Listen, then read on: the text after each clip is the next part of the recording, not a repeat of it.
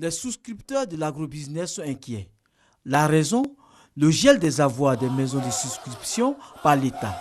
Une mesure prise au mois de décembre pour mieux comprendre le fonctionnement de ce business. 24 heures après la sortie du procureur de la République, appelant les populations au calme en attendant les conclusions des enquêtes dans cette affaire, les souscripteurs ont manifesté au plateau. Si c'est un registre, nous on lui demande plus simple de publier la liste de ceux qui ont au moins 10 000 hectares de plantation pour qu'eux au moins on puisse les permettre d'aller entretenir en attendant que l'État finisse ses enquêtes. Ces souscripteurs de l'agrobusiness disent ne pas s'opposer à la volonté de l'État de mettre de l'ordre dans le secteur.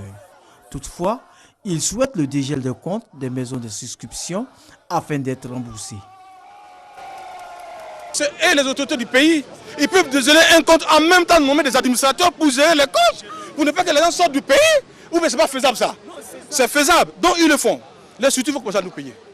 L'enquête diligentée dans cette affaire révèle qu'il existe bel et bien blanchiment d'argent et escroquerie, selon le procureur de la République. Pour une structure dont je tairai le nom pour cause de procédure judiciaire, cette structure a créé à elle seule 14 microfinances.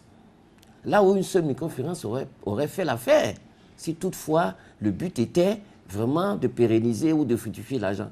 Et donc tous ces fonds-là, toutes ces sociétés écrans ont été faits en leur nom, ont été versés en leur nom personnel.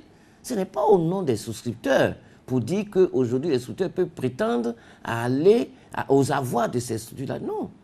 Et c'est en cela qu'on parle de blanchiment.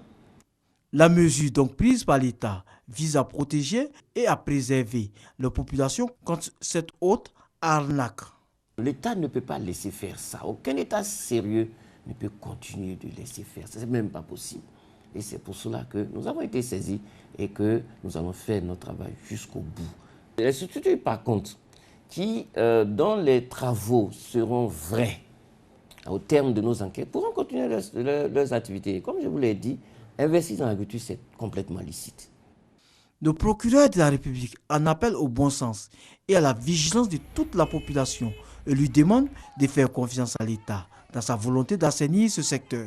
L'agrobusiness en chiffre en Côte d'Ivoire, c'est plus de 36 000 souscripteurs pour un montant global d'investissement de plus de 66 milliards de francs CFA et un retour sur investissement compris entre 100 à 650 milliards de francs CFA.